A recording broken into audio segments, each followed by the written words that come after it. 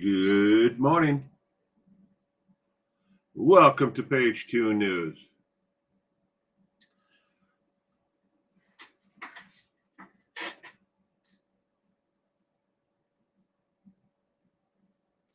I hope you had a terrific week.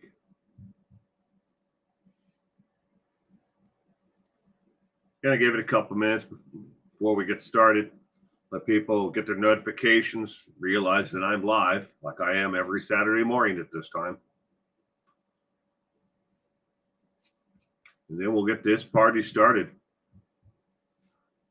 This is Page 2 News, Crime Recap Show. True Crime Recap.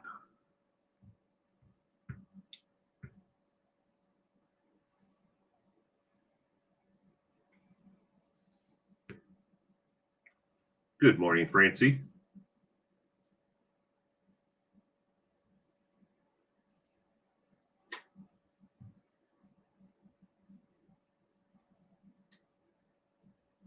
I hope you had a wonderful week. I'm glad you could be here this morning with us.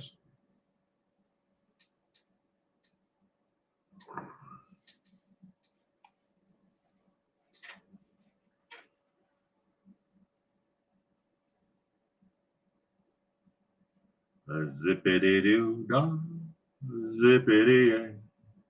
My, oh my, what a wonderful day. Good morning, Reichart. Welcome to Page 2 News. I hope you are finding this weekend weather pleasant. If you have to be out on the roads of America, glad you could be here with us.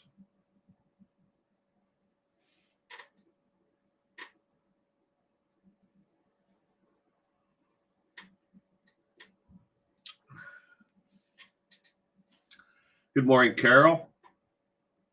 Welcome to Page 2 News. I hope you had a great week. Glad you could be here with us this morning.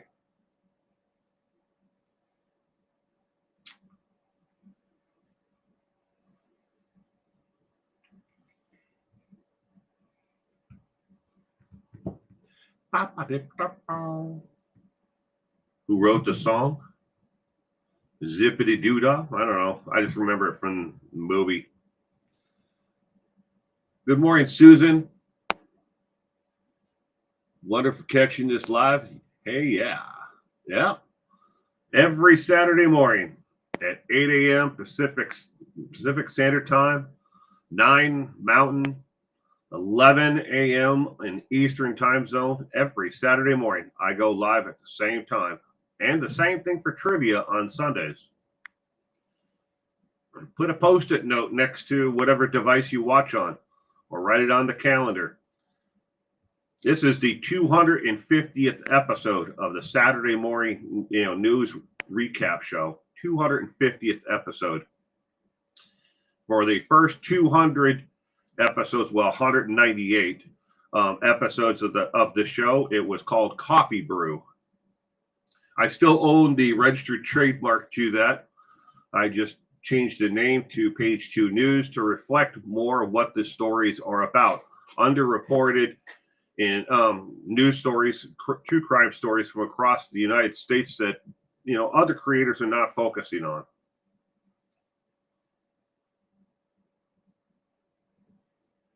It's party time, says Ricard. All right, we'll give it another 30 seconds here and we're going to get this going. Good morning, Sprinkled Donut. Welcome to this morning's Page 2 News. I hope you had a wonderful week. Glad you could be here with us this morning. Another 20 seconds and we'll get the Page 2 News going. First, I have an announcement before I actually get into the content this morning. It's short. It ain't going to take that long. It's nothing, ill, nothing bad.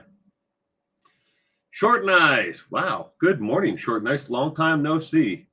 I hope you are doing great. Congratulations on 250. Thank you, Short and Nice. This Sunday for trivia will be the 350th episode of Trivia Night. 350. Yes, there is a 100 episodes difference between, the morning show and trivia. All right, let's get this going.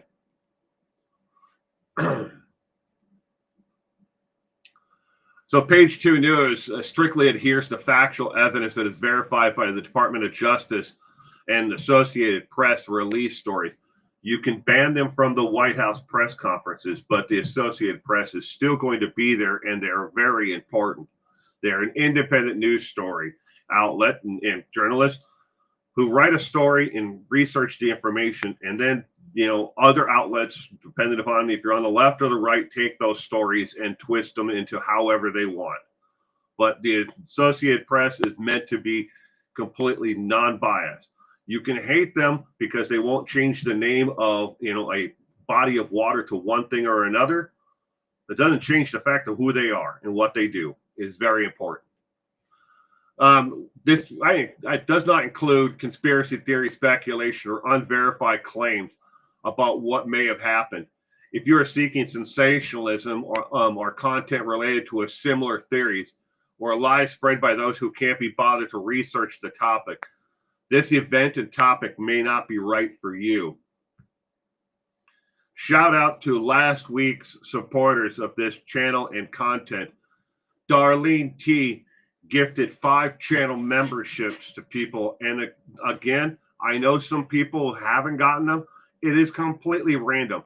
You have to be in the actual stream or the premiere to actually get it, and it is completely random. It gives them a way to in a matter I have no understanding of how YouTube decides. Somebody buys gift memberships, they give them away.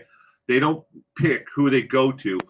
YouTube just says, okay, this person hasn't even commented, and they're just lurking in the background and probably will never see this content again. Here's a free gift membership. That's how it works. But again, Darlene gave away 5 channel memberships. Thank you very much to Darlene, and you know who you are. Scott L. gave a $5 PayPal donation to the investigation fund. That is the PayPal Me. And Marco gave a $1.99 super chat last week on a video. I guess it's more of a super thanks than it is a super chat, but all the same. Thank you very much to last week's supporters. Patreon investigation fund, which is the PayPal Me, and the fan merch link is there on your screen. All right. Before we start this morning, I have an announcement to make. YouTube, in their infinite wisdom, has changed how advertising in AdSense is displayed on video content. Now, this is only going to affect some people and not everyone. If you are a channel member on YouTube of 411 Now, you may be seeing links, unclickable links, or links where it's gray on the bottom in the commercial, and you have to wait like the 30 seconds or 15 seconds, and then you can skip the ad. Those are called skippable ads. YouTube has decided here's a way to help increase the revenue for YouTube creators who make content just for channel members. Now, this is not for content that is out there for everyone else in the public, which is called a public viewable, content, but for channel members, content that I make just for channel members. All right. These links, I have no way of opting out of this. I do not run ads on any content that is made just for channel members. But YouTube, and their infinite wisdom, has decided here's a way to increase revenue for creators. We're just going to put these skippable ads at random. They're supposed to be called skippable mid-roll ads. They are placing these things where I can't opt out of it. Well, that's not entirely true, but I'll get to that in a second. I can't opt out of it to get rid of it completely from channel membership content, which has no reason for ever having ads on it. If I'm making the content for you, you're already paying to support my content anyways by being a channel member. Now, I can opt out of the mid-roll ads, these skippable ads, but it affects everything that I do. Live streams, premieres, shorts videos, long form videos, and things that are that are marked for individual groups. Okay, because there is some content that I make and I never actually make public, and I list it to unlisted, and then I only share links with people to that actual content. But I have to opt out of it completely if I want to turn it off, so it's not just affecting channel members.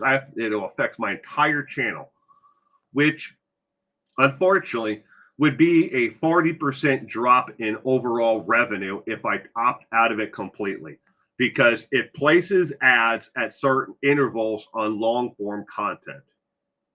All right. Now, I am truly sorry that if they have made this decision, and it doesn't matter if you're watching this content and you're connecting through Facebook or X or whatever, and you're still a channel member, you're still going to see it. Even if you pay for YouTube Premiere, and this is where a lot of people are going to be really upset about. Even if you're a YouTube premium member and you're a channel member, you're still going to see the ads if you're watching channel membership only content. What's the point of paying for Premiere, for a premium membership for YouTube, and giving them 70? I only get 30% of that, by the way. So, in that situation, it's a 70-30 split. But you're paying for something so you don't have to see it. You could be running an ad blocker as well. These are not going to help you skip or not see the ads. We're all, a lot of creators, we're pissed beyond belief that they've decided to do this, that we can't opt out of it for channel membership stuff, which shouldn't have ads at all. But on top of that we can't customize this, and other people who are paying for premium or they're running an ad blocker can't actually skip these ads or not see them. Again, it's out of our hands right now. It's only been a week since they started this, and they've made like 4 or 5 different videos saying, well, we're working on it, we're going to tweak this a little bit, but they haven't done anything as of yet. It's out of my hands. And so get mad at me all you want. If you need to leave another comment, go right ahead. I'm not going to delete the comments that on the videos where people have been saying, I don't want to see this stuff. I pay for premium. I have this, I have Pi or wherever ad blocker it is. Why am I still seeing these ads? How are you getting around? It's not me. Okay. So with that said, now we get to go back to the content that we previously had planned to see. Self-checkout, no death penalty is the first one today. Patrick Cruz, or however you pronounce his last name, age 26, the gunman who killed 23 people in a racist attack at an El Paso Walmart in 2019, has been offered a plea deal as prosecutors announced they will no longer seek the death penalty for killing 23 people inside of a Walmart. Patrick is expected to plead guilty to state charges in the deadliest attack against Latinos in a modern American history. In exchange, he pled guilty in 2013 to federal hate crime charges and was sentenced to 90 consecutive life terms. He has no appeal as per this newest agreement. Again, he is going to do 90 life terms, but they are going to drop the death penalty on the state level if he pleads to these other charges. Yes, Patrick is going to die, obviously, behind bars, but if anyone deserves a death penalty, it's someone like this. It was a racist attack against people inside of that Walmart back in 2019, and only at them. He purposely shot and killed these people in that Walmart that day. May God rest their soul, each and every one of the victims and those who survived, along with those who were friends and family of those individuals. But they have dropped the as part of the plea agreement, no death penalty. Next one, straight to jail. Do not collect $200. A 6-year-old girl who was kidnapped over a month ago has been found safe after the Kansas Highway Patrol troopers stopped two men on a road for a traffic violation. Approximately 840,000 children are reported missing each year. The Kansas Highway Patrol, KHP, shared in a Facebook post on Saturday, March 22nd, that a trooper with their criminal interdiction unit conducted a traffic stop on an SUV, finding two men in their 60s inside, along with a little girl in the back seat. KHP said the driver of the car was discovered to have had a criminal history that included homicide and numerous weapons violations over the years. She has been reunited with her family at this point, but she was missing for a little over a month at the point when they pulled over this SUV. If you want, you can go to Donut Operator's YouTube channel and you can watch the entire video of the traffic stop from the dash cam and the body camera. Again, when you go to Donut Operator, that's the name of the YouTube channel, and it's a 24-hour live stream. Just go to the channel and type in Kansas City 6-year-old girl, and it will come up on there. I know he has the complete video footage of the entire stop, but I do not have that. There are several ones on YouTube, but they have been edited down because there's the point where the officer comes up to the car and checks, for the driver's license and registration, blah, blah, blah, and all that. A lot of people have cut that part of the entire video out, where Donut Operator has the raw footage for the entire thing. But thankfully, she has been reunited. All right, to answer the question of the 840,000 children who go missing each year, of the 840,000 children who are reported missing each year in America, better than 80% of them are recovered or reunited with their custodial parents at the time within a short period of time, being either one day leading up to 6 days, short of a week. But better than, again, 80%. But there's still the 20% who go missing longer than that. And this girl, unfortunately, was one of that in that part of the statistic of the 840,000 that go missing every year in America. And that statistic comes from the Center for Missing and Exploited Children, the Department of Justice, and was also verified with the Associated Press. You can argue with it or not believe it as much as you want, but it's actually true. A bright star has been taken from us all is the next story. A New York City woman has been sentenced to 20 years in prison for the 2021 killing of her teenage cousin with intellectual disabilities, whom she tortured for more than a month. The victim, 15-year-old Jalen McConney, died from homicidal asphyxia after being severely beaten on June 28th of 2021 in his cousin Jonette Booker's Manhattan home. According to the March 24th press statement from the Manhattan District Attorney's Office, Booker, age 43, was convicted on several charges, including manslaughter in February. District Attorney Alvin Bragg said that at the time, she has now been sentenced to 20 years in prison. Bragg said in the release, at trial, prosecutors said he had repeatedly attacked Jalen, who had been sent to his cousin's home for a cousin boot camp by a relative for disciplinary reasons. Yes, this child, was beaten to death, 15 years old. He died of homicidal asphyxia. Jalen McCormick was autistic and was on the far end of the spectrum.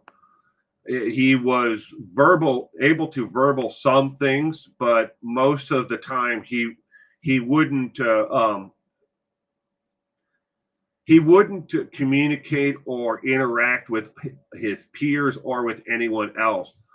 And this family, who sent him there for what they called the cousin boot camp, believed that they could physically make him not autistic anymore, and that his aversion to making eye contact and to looking at someone and paying attention directly to them was because he wasn't willing to pay attention, a disciplinary issue.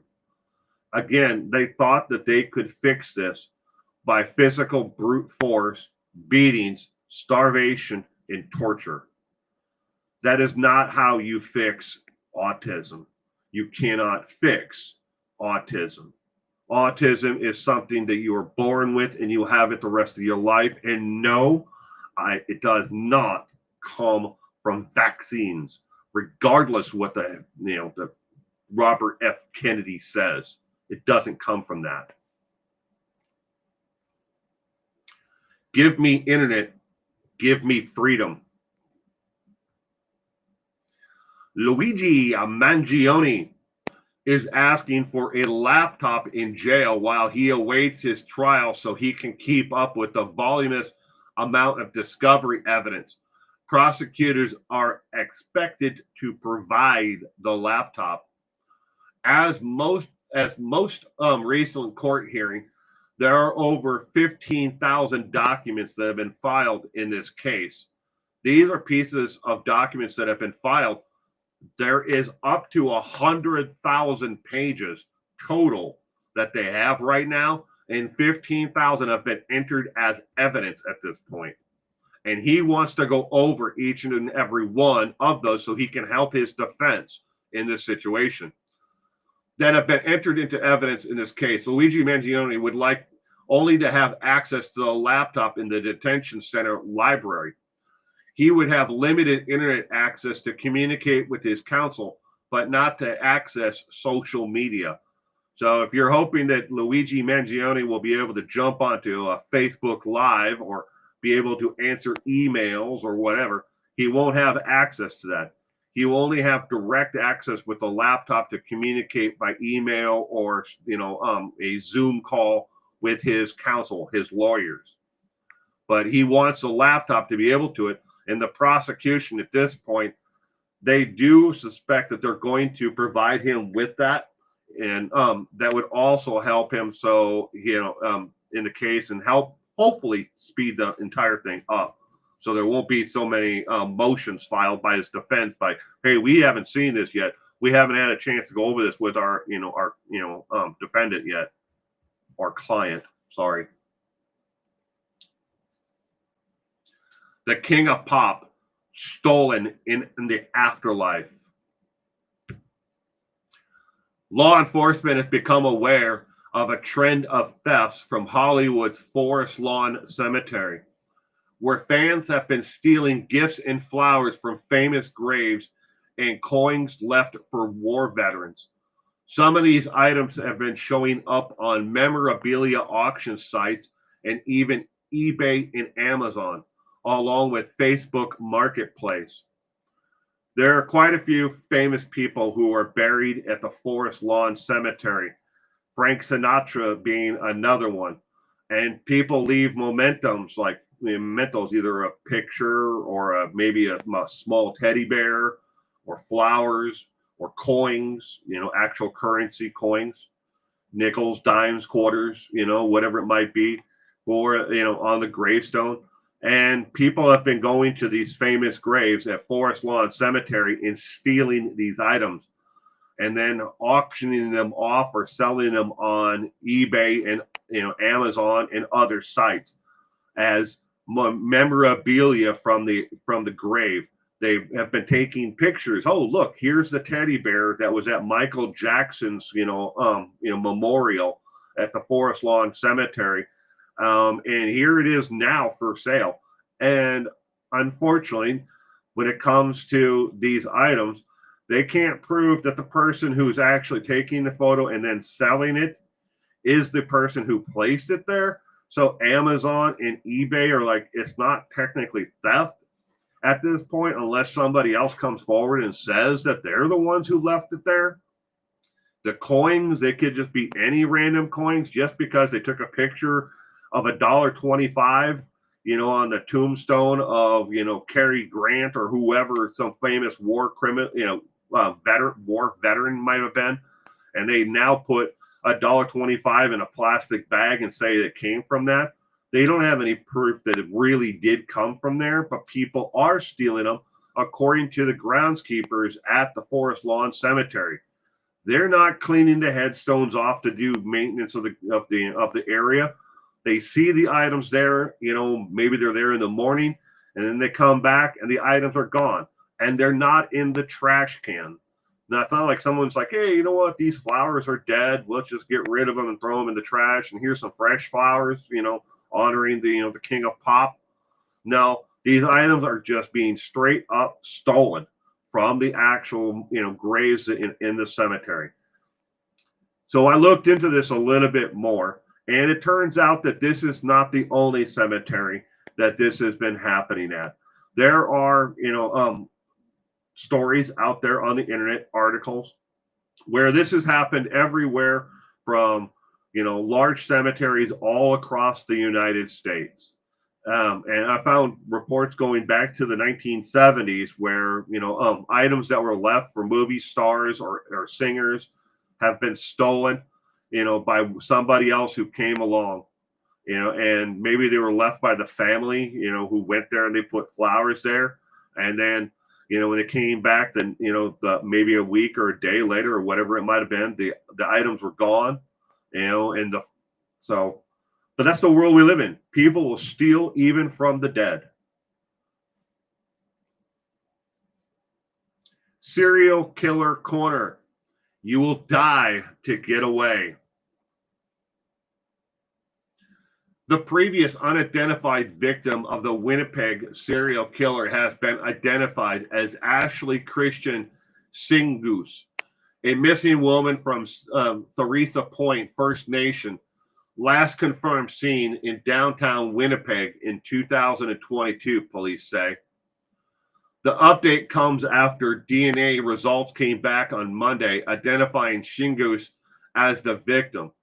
After new information was provided in December, the Winnipeg Police Service said the news release Wednesday. This is the perpetrator. Take a look at that face, especially the one in the middle in the upper right-hand corner. This is the serial killer. Jeremy Skibisky has been convicted of killing 4 women, according to the RMP, which is the Royal Mounted Police Department, I believe. I'm not entirely sure. It could stand for something else, but I think that's what it stands for. Believing, along with the U.S. FBI, that he likely killed as many as 11. Investigators believe Shingu's body was placed in a garbage bin behind a commercial business in the 1300 block of Henderson Highway before it was taken to the landfill. Police said they traveled to St. Theresa Point First Nation on Tuesday to provide an update to the family and community members. Shingus was last seen in downtown Winnipeg on March of 2022. She was 30 years old at the time of her death. Again, the FBI and the RMP believe he may have killed as many as 11. And he simply dumped their bodies wherever it was convenient for him. In the trash, in the forest, in a ditch. He dumped them anywhere and everywhere, they believe. He didn't necessarily dump them in necessarily where they would end up in the landfill, like Shingu's body was found in the actual landfill.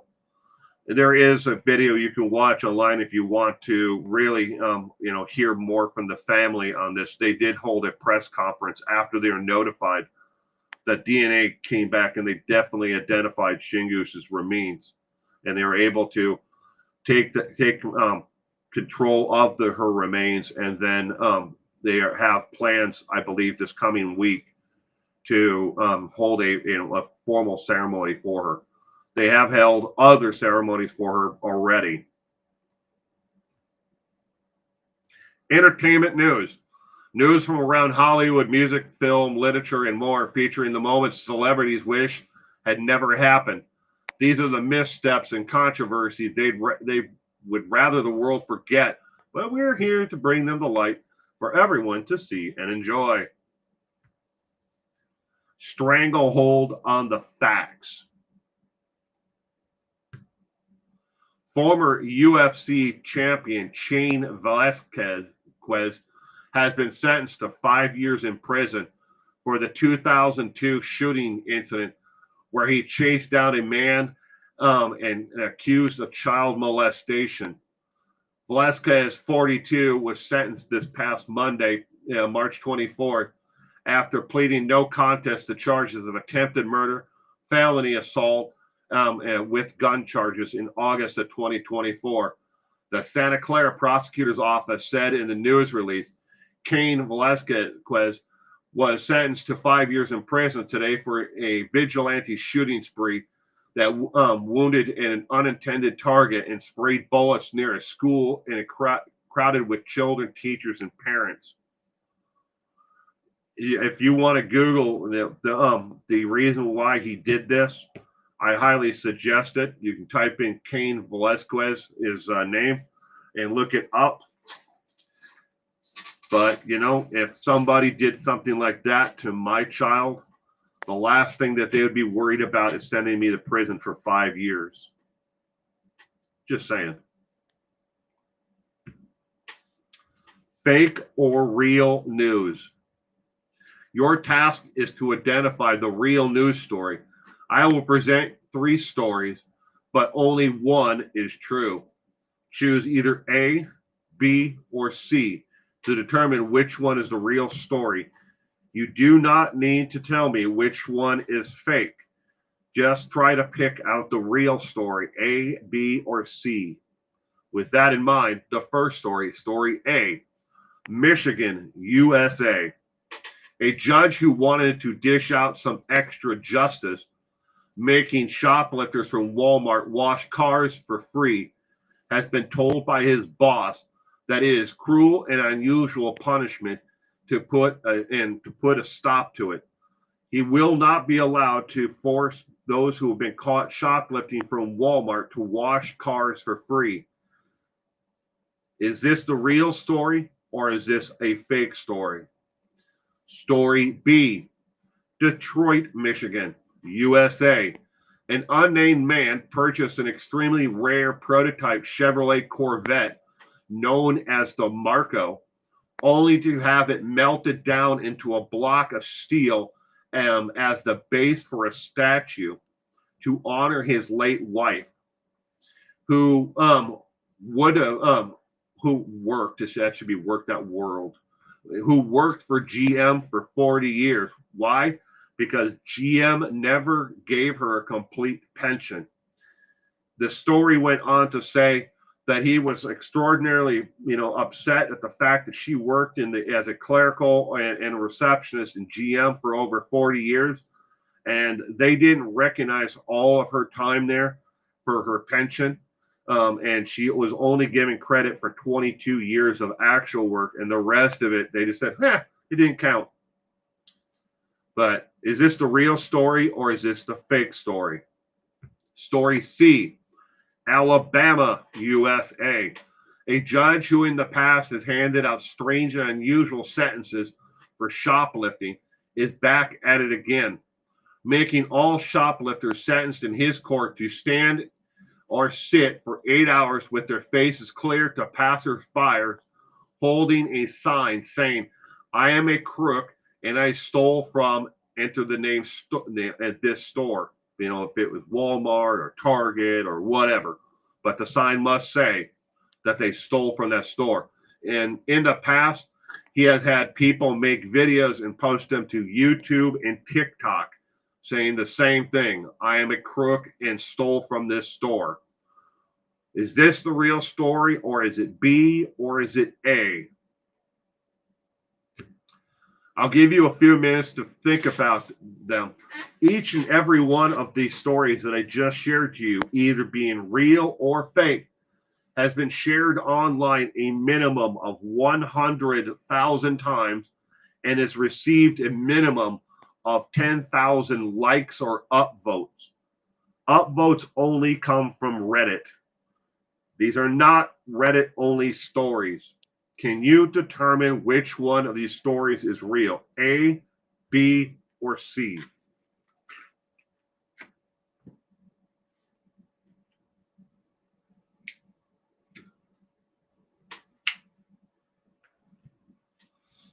Smoke them if you got them. You got to leave, Rackart? You have a great day. El Paso, Texas. You stay safe out there, Reichardt. Which story is real? A, B, or C?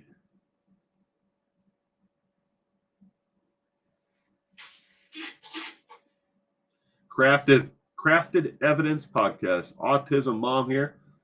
It breaks your heart. I am a father of an 8-year-old autistic boy. My self-crafted evidence podcast.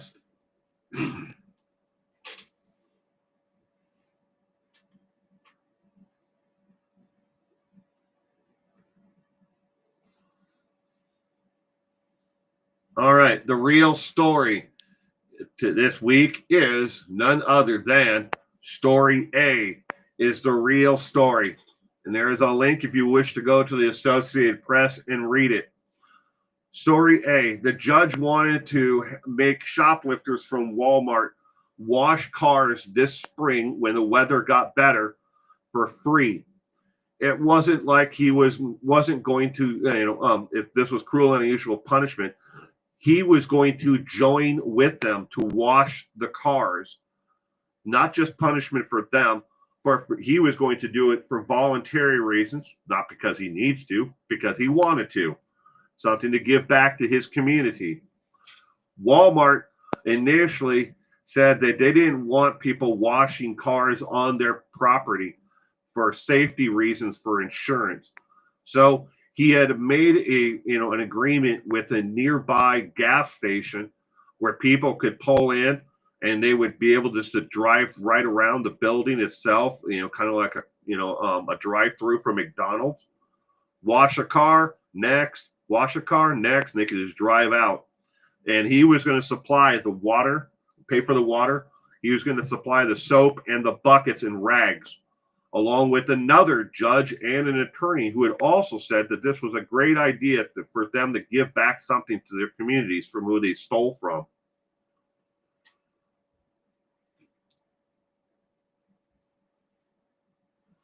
But his boss, the higher up judge, said, no, this is cruel and unusual punishment. You cannot force people to wash cars. In the past, he has done this judge has handed down sentences like write out, an apology letter to, the victim of your crime. And then I sentence you to 200 hours of community service. But as part of that community service, you're going to volunteer, at a pet shelter or whatever, something that actually connected to the crime itself. If they stole from Walmart and something that they stole might have been a food item, he made them go to a food bank, and hand out food as part of their 200 hours of community service. All of his sentences have been connected in the past. Those that are unusual punishments have been connected in some way to the actual type of crime that these individuals have done. But apparently his boss says, no, it'd be cruel and unusual punishment to make them wash cars for what they've done. So you can't make them do that. Even if the defendant agreed to the actual punishment itself. I have no affiliate links to promote or products to sell you under false pretenses like so many others on YouTube and online. If you enjoy the content, please consider giving a donation to the link that is there to PayPal me to the investigation fund. Questions that I've been asked this past week. Thank you, but why would you make content about Jodi Arias? You can't possibly know any of this, was the question that came in. Actually, there is a way. I most definitely know about this. It's called public information. That's anyone can get as long as they fill out and submit a Freedom of Information Act request, which I most certainly did. Why did I want to do the content? Because that people are interested in it, and it was requested by dozens of viewers. Have a great week, and thank you for the question. And to make sure that everyone understands this, everyone where it says at and then someone's name has been altered in some way. These are not the complete names. I had somebody comment, "Hey, why are you doxing people by posting their comments on live streams?" I'm not. They've been altered. If you type that name in as it sits, it wouldn't come up with anyone. I've changed letters around and deleted part of it where the ... is. I'm not doxing anyone, but thank you to all the hate trollers out there. Next question. When did you last do a Watts request? I submitted a request and it's taking forever. The answer to that question is I did a live stream trivia night recently, but before that, I did one about the time behind Dodge Correction Center 4 months prior. I haven't done any what for dinner Chris Watts because of the fact that it's extremely difficult to get Dodge Correction Center and some other prisons to fulfill Freedom of Information Act requests for what they deem to be not related to a criminal or their crimes. They see it as a request as institutional security issue. Strange but true.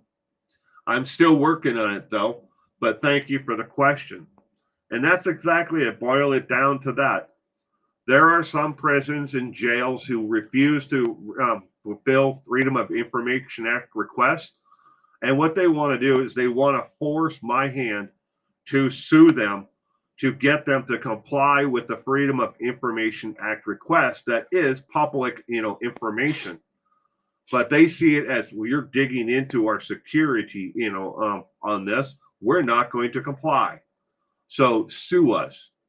They're basically calling my bluff.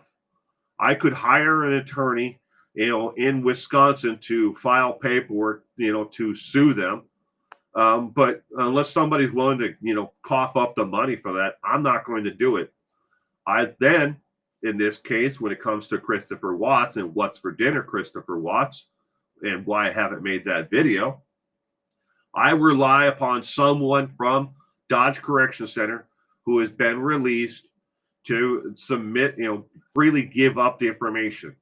So I constantly check the people's names that have been released, reports like, FY, this person, an example, Derek Munchausen, whatever, got released from Dodge Correction Center and it has been sent to a halfway house. I then try to find a link to a social media platform, Facebook, Instagram, something for that name to see if I can find that, that person who's just been released from Dodge Correction Center. And then if I am, hey, do you have any information on this? I fire off emails and I ask them. Some are willing to help and others are like, what's in it for me? Pay me. Venmo me $20 and I'll send you what I have. Hey man, I got a buddy who's still in, put $10 on his books, on his commissary. I'm not going to pay people to give up public information. They don't want to help. They don't want to help. But that's why. And that's the reason why I run into these issues. Next one. This is the comment just as it was, it was put on my actual Facebook. I have blacked out the person's face along with their actual profile name. and it says this guy sucks as a host, and and not totally factual either. And this is my actual reply, because this individual has left comments on not one but several different videos, and I'm tired of it. So my reply is as the following, and you can find it if you know what video they actually posted this on. Oh, your opinion. That must be so important to you, at least. It's fascinating how in today's society some people have all the time in the world to post comments that do nothing but boost their own fragile egos. Maybe mommy didn't hug you enough. Maybe daddy ran off with the bartender and never looked back. Either way, they seem incapable of providing any meaningful critique beyond self-indulgent whining. Do you need a hug? I sincerely hope someone blesses you with one soon. You can push me and comment, but eventually I'm going to call you out on your crap. And by the way, this individual has now been blocked from my channel, so they can't leave any comments anymore. Next question I was asked, can you explain what the investigation fund is and how it works? This person has asked me a couple of different times and actually reached out and emailed me on top of this. So in reply, here it is today. Plus, I also emailed this individual who asked the question. The investigation fund is with PayPal. It allows fans to be able to support my work without the hassle of reoccurring monthly charges. Think of it like a super chat. Only difference is the creator gets to keep more, if not all, of the donation. And thank you for the question. Have a great week. To expand upon that, further explanation, YouTube charges 29.85% for all super chats, super thanks, and channel membership. That is an absolute truth. 29.85%. So roughly 30%. And it breaks down into 30% is what YouTube keeps from all that. 70% comes to me, which I am them are responsible for paying all state and federal taxes on. I have to show that YouTube, hey, look, you got $25 in super chat. Well, I have to show that YouTube then took that money and I didn't get that entire 25 bucks. But anyways, transactions with PayPal and PayPal Me, the investigation fund, have flat fees to send if an exchange is used, or no fees at all. And there's an asterisk there, which I will explain. Receiver only is hit with fees if they withdraw the money or move it to another currency. Those with PayPal business accounts can even get cash back on balances for qualified purchases. This does not cover pay me later transactions, as those are based on the sender's actual credit line and things that they take. To explain the asterisk, let's say you have a PayPal account and you have a linked bank account. For somebody who gives a PayPal donation to the investigation fund, there are no fees for them to actually send that donation to me on PayPal, PayPal Me, the investigation fund. And on my end, I don't pay any fees unless I withdraw the money, because PayPal works more like a bank than they do an actual platform. So in that aspect, but for the the receiver of the money, if they use their PayPal debit, or business card, credit card, or whatever it might be, they may pay nothing or a very minimal fee on top of it. I hope that explains it to that individual. Again, I sent all this in the email to them as well. Tomorrow night's trivia is Izzy Sagwa murder trivia is tomorrow night. Please note that tomorrow night, normally trivia night is at 4 p.m., 5 Mountain, and 7 o'clock Eastern time. Tomorrow night, trivia will not start until 5 p.m. on the Pacific Coast time, 6 o'clock Mountain, 8 o'clock Eastern.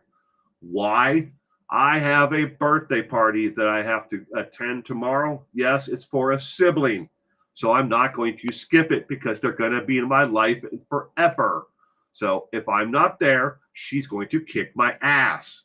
So I'm going to make sure that I'm there. So I'm putting trivia off. This is a one-time only deal where it just happens to be that it falls on the same weekend, but as trivia. So again, 1 hour. Add 1 hour to each start time that is on the screen there for tomorrow night and tomorrow night only. This is not going to change the week after that. It will go back to 4, 5, and 7.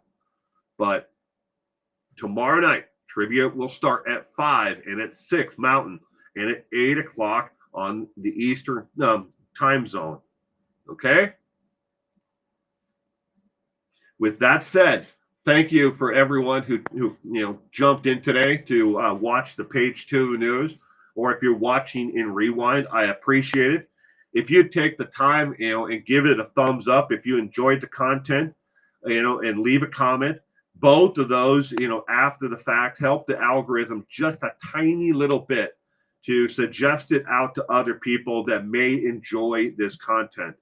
The more people we get to actually watch it, the more people are going to eventually subscribe, and take part in the community and make this a better place. All right, so please, if you're watching this now, or if you're watching it afterwards, give it a thumbs up if you enjoyed it. If you did not enjoy it at all and you're watching this afterwards, or if you're watching it now, if you did not enjoy it, give it a thumbs down.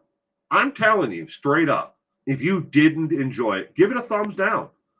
And if you're watching this afterwards or now, leave a comment and tell me why you didn't enjoy it. It would appreciate it, because I cannot take the constructive criticism that you keep to yourself.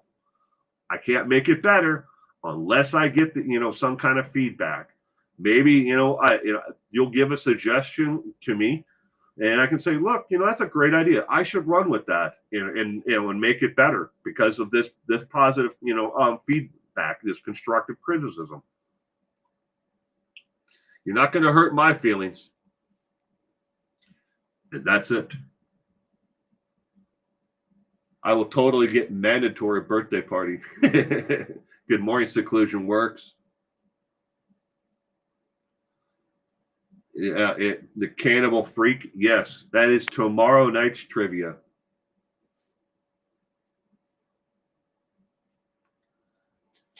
Tomorrow night's trivia is a Sagwa, the cannibal.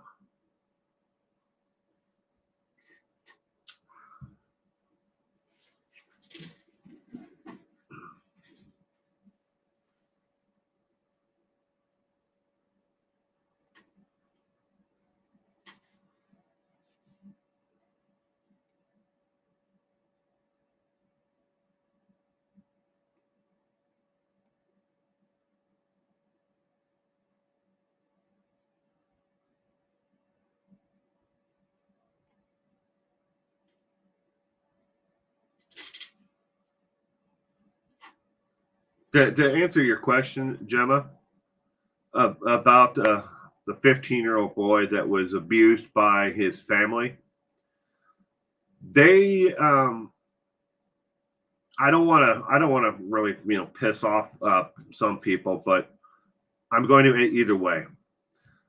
They believed in a conspiracy story that autism is curable. They believed also, on top of that, that autism starts off with laziness, and they also believed that autism could be cured and fixed with physical labor, a certain diet, and that if they could reverse the effects of autism as they saw it, I'm not joking here, that they could reverse the side effects of autism by spirituality and forceful coercion, I guess would be the best way to put it. this cousin and the 15-year-old child that was beaten and died of, homicidal suffocation, strangulation or whatever it was. He's not the first child to go through something like this. It's not entire society, so please don't get that wrong. There's a lot of us out there that know, that autism, is not something that can be cured. And for my son and his autism, I don't see it as, and neither does my wife. Neither one of us see it as a disability. We see autism as a uniqueness. And you should look at where you are in this world on the spectrum as a uniqueness. And that's what makes you better or more important, however you want to see it. Autism is not caused by, a lack of vitamin deficiency, like some Hollywood superstars have said in the past. It can't be fixed like Jenny McCarthy thinks that she cured her son of autism with massive amounts of vitamin C, which damn near killed the child. Yeah, I guess that in that aspect, she's right. It damn near cured her son's autism because she damn near killed the kid. And now the kid's alive. So did that cure it? It did in her mind. But it's a twisted world we live in. And there's parts of society that, before JFK, became the health secretary, there's a part of society that believes that all vaccines and all medications and any kind of medical procedure is not needed, that you can cure everything with faith and prayer. To each their own, but it's wrong.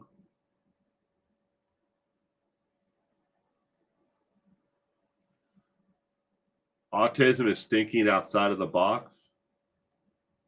You're considered a savant, high functioning Asperger.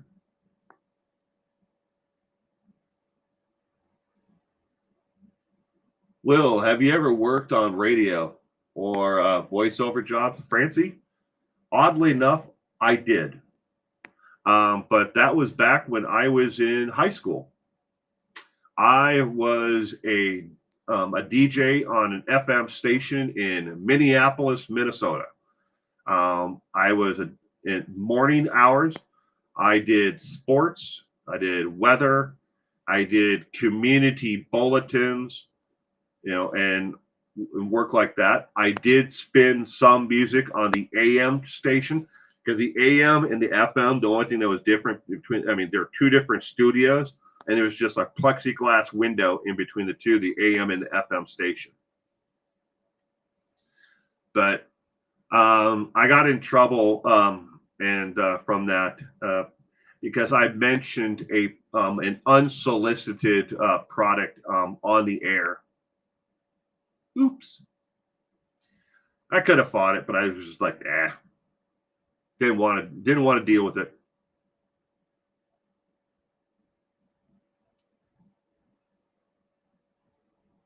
Right? Killed, cured. What's the difference? But there are people out there that believe in these things, though. And you could show them all the evidence in the world, and they're just not going to believe, anything you have to say. When was the last time you heard of somebody from one political party changing to another political party because they finally realized that the other side was right? It happens, but very rarely. People entrench themselves and they stand up even regardless of the evidence that's on the other side. Oh, I was wrong about this? What do you mean? They just released the JFK, papers, and it turns out it was one lone gunman. What are you talking about? It had to be a conspiracy. It had to be 12 people who were involved. Oh, we're not going to release the Epstein papers, and if we do, we're going to release them as redacted as possible. But we promised that we'll release them.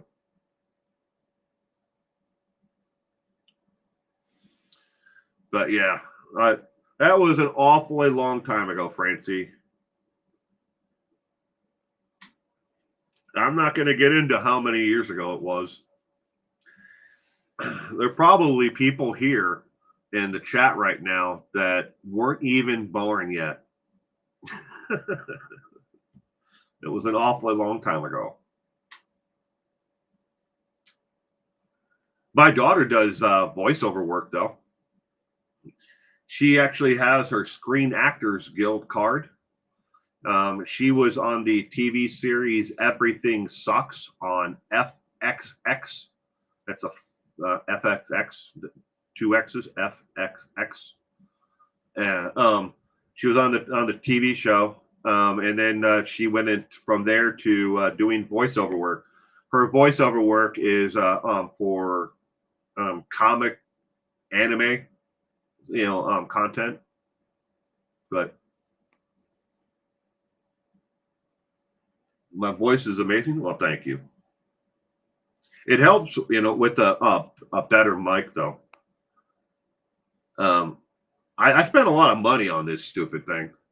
I wanted a retro mic, from the 1950s, 60s, but I wanted one that wasn't going to give feedback, with the camera and interact. So there's actually a shield that's built inside here. This is an original mic that's made by RCA, and I had the entire thing gutted, and then they put a whole new mic inside of it, plus the shielding inside of it, so it doesn't interact with the microphone from the camera that you're watching me on. Now I still have you can't, it's right there over my shoulder. I still have the gold one. I had someone ask me about that. What happened to your gold mic? You always had it. I'm like, well, I spent a lot of money on having this one built because I like the aesthetic of it more. And this thing, the whole thing can come right out of the base. It slides out. And then I can take there's a cable on it right now. You can't see it, but I can take the cable off, and it's got a wireless part that can clip into it.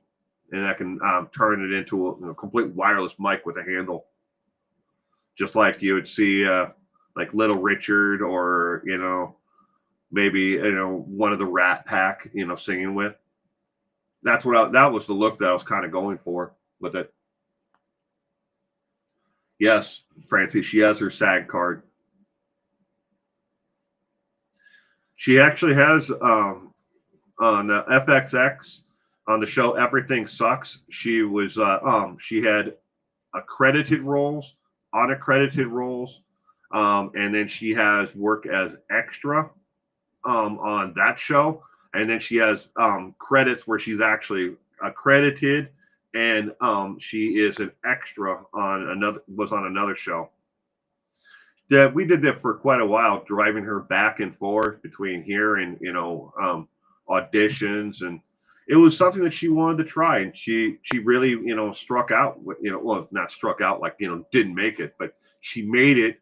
It was something she wanted to do, so she could check it off her bucket list of things, I guess you could call it. But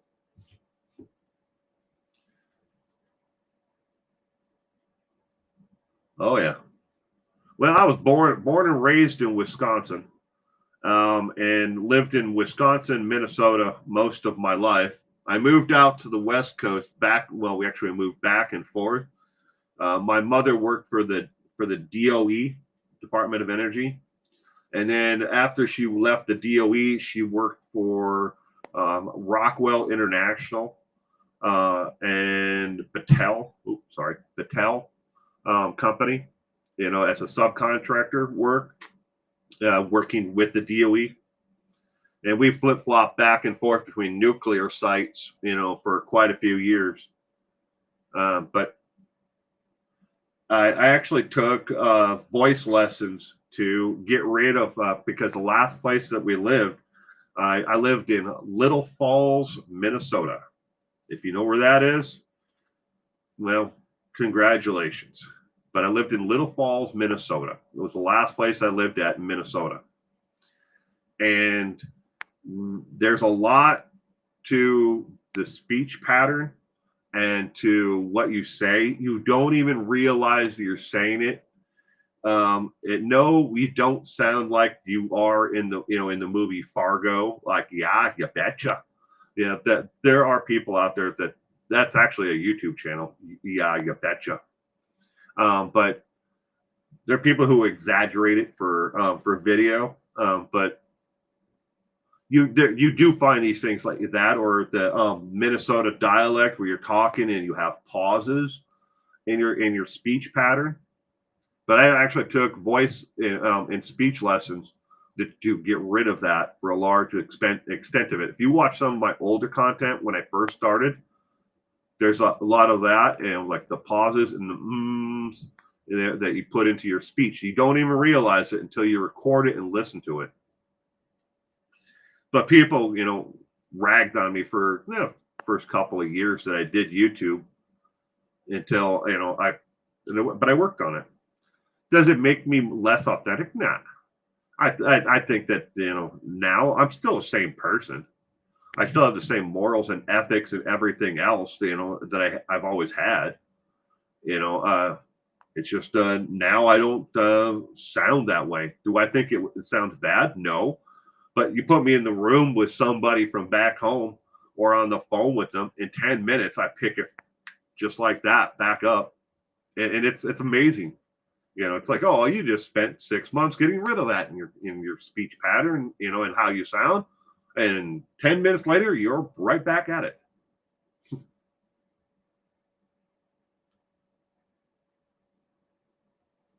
You picked up a Montreal accent.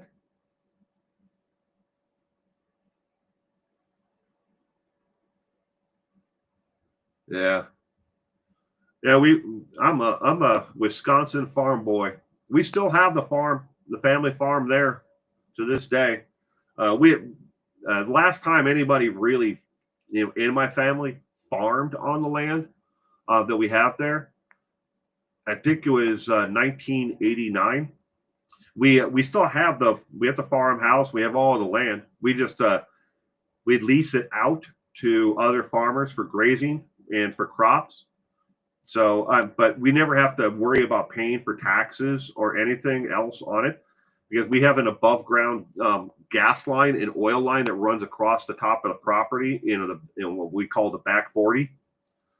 And that the residuals we get from that every year pays the property taxes. So me and my sisters never have to worry about anything. And luckily, my dad was the last full-time farmer on the property. Besides maybe his brother was about the same time, but anyways, back in the 80s, he never took out loans. They never believed in taking out loans. That moral and ethics still passes on to me to this day. I buy something, I buy it and pay for it outright. I don't take out car loans. If I have a credit card and I use it, I pay it off immediately, at the day that I use it. And that's because you have to play their stupid game. You can't have credit unless you use credit.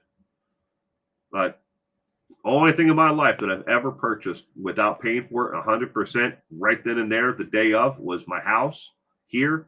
Well, actually, this is our third house, but we started off with a little tiny small 1-bedroom house. I think it was like 600 square feet, not a mobile. It was an actual stick built, home. But we bought that first. We paid that off in full within 5 years. And then we used that to get leapfrog up to a 3-bedroom, from a 3-bedroom to what we have now, which is technically a 6-bedroom home, 3-bath. But this used to be a duplex, but it was converted into a single family unit before we bought the house. So, and since it was a duplex, it's got 2 garages on the property. This in the studio here is in one of the garages. I converted the entire garage into a studio, and the other garage is a garage. That's where my 1971 Ford F100 is currently being restored. It's in about 1 billion pieces, but that's in the other garage, not in here.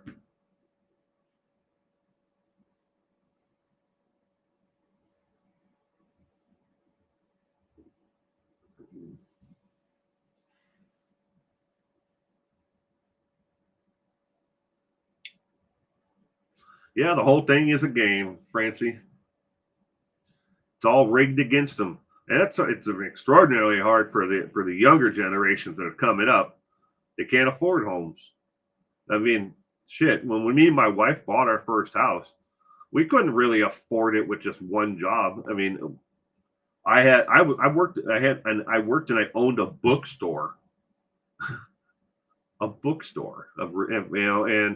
my wife worked at 7-Eleven as a clerk at a 7-Eleven when we bought that house. We didn't have any kids yet, but yeah, we bought the first house, and my daughter would come along slightly thereafter. I have a credit card that is hold out from your marriage. After my wife was unalived, the family insisted I keep it. Well, I'm sorry about your wife being unalived. Seclusion works. I still love your profile picture. Every time I see it, I'm like, that's super cool.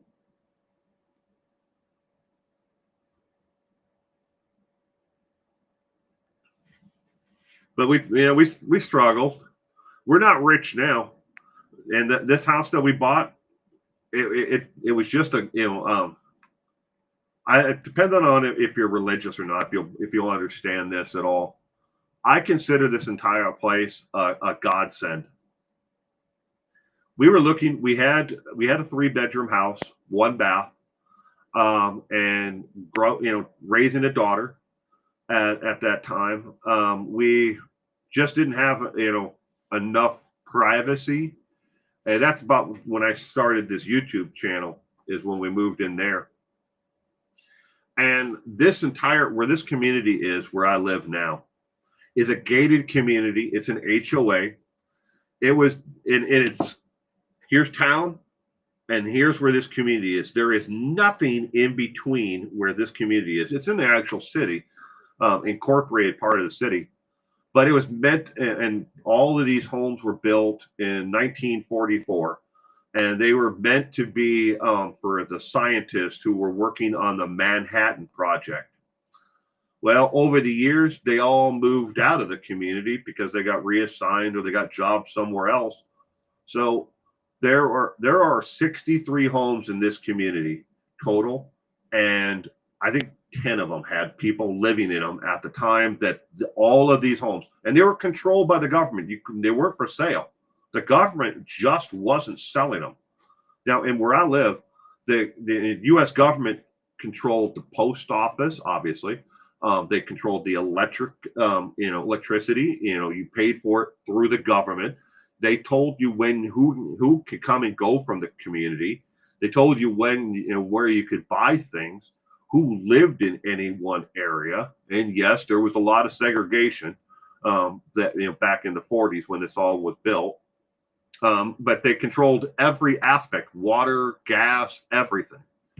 And the government just did, as these scientists moved on, they just didn't sell the homes. Because you sold the home back then, you sold it back to the government if you had a home here. Well, all that ended, and the government was no longer in charge of it. The utilities went back to the city. The city controls all that. Natural gas, for cooking or heating or whatever, went to a completely separate company. And it just happened to be all that was ending, and all these homes were empty. And we weren't even looking in this area. We actually put in an offer on another house altogether, and then the realtor just happened to mention to us, "Hey, did you know about this community that's all for sale? It's in an HOA, but you wanted to drive by and see it." We're like, "Sure, I guess." I mean, it's a good 8.5 miles from where, or almost 9 miles from where we used to live.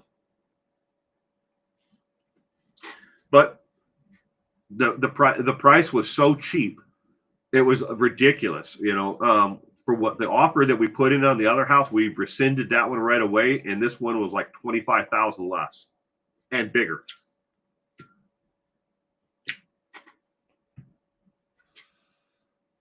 But now I have a wayward home for lost souls. It's the way I look at it. I can collect up, pets and people. I got room for, family whenever they come into town, so they don't have to get motel rooms. My wife's got her office and her craft room. My son's got his own bedroom. My daughter has hers. We have one for her friend who lives with us, who's also on the autism spectrum. And then we have an empty room that is for whenever somebody comes into town to visit. Oh, I like it. As for my profile pic, I picked the mohawk until I became very sick and lost it. It's unable to maintain it. Oh, I'm sorry. I still like it though. It looks cool. I've never seen anybody else with one. A profile picture like that. The Cement Shoes has got like a mobster, for mob boss looking guy. People like that. I've seen a lot of those, or androids, or little robots. But I guess maybe it speaks to me.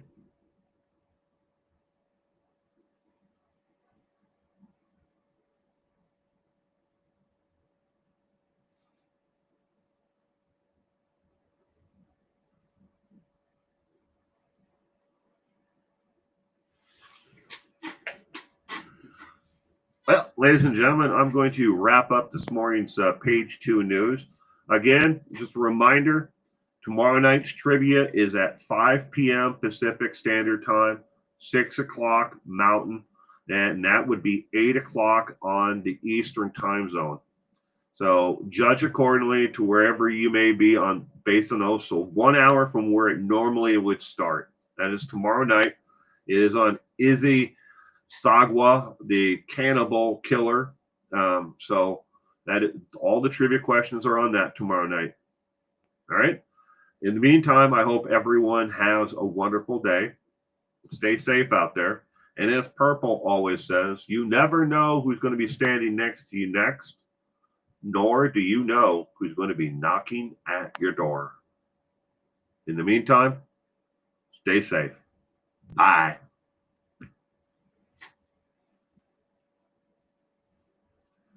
Oh, Mel. You can watch and rewind, Mel. Hope you have a wonderful day, Mel.